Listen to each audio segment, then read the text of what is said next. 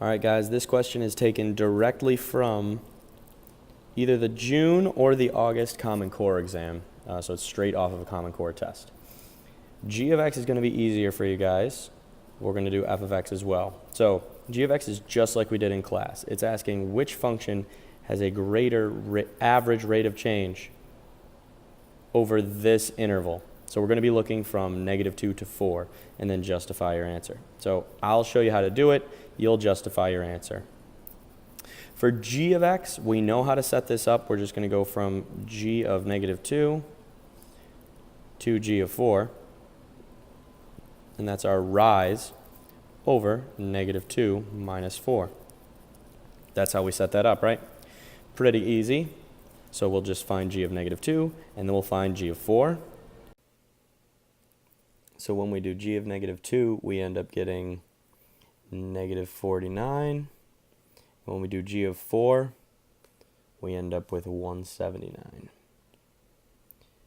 So -49 minus 179 all over -6. And when we simplify that, we get -228 over -6 or 38. All right, so that's g of x. Now we've taken care of that one.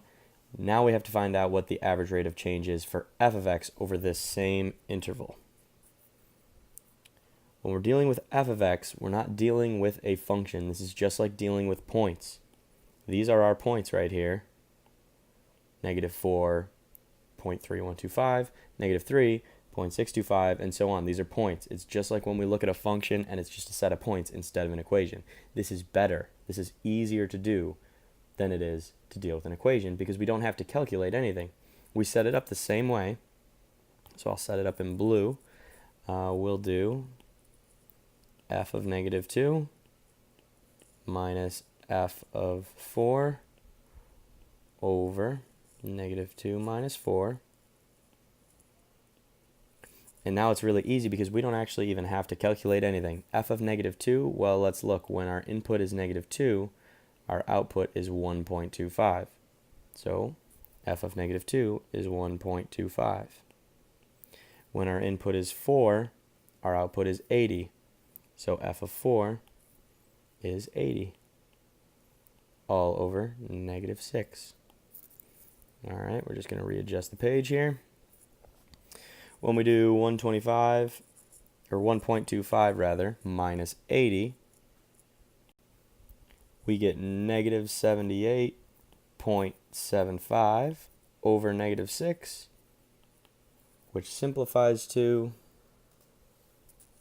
approximately 13.125, or exactly 13.125. It is exact. So we're not done yet because the question is actually asking us which has the greater average rate of change. So if we look at what g of x gave us, the average rate of change was 38. F of x gave us an average rate of change of 13.125. So the greater average rate of change is with g of x over this interval. And then you can justify your answer. Good luck, and I will see you guys tomorrow.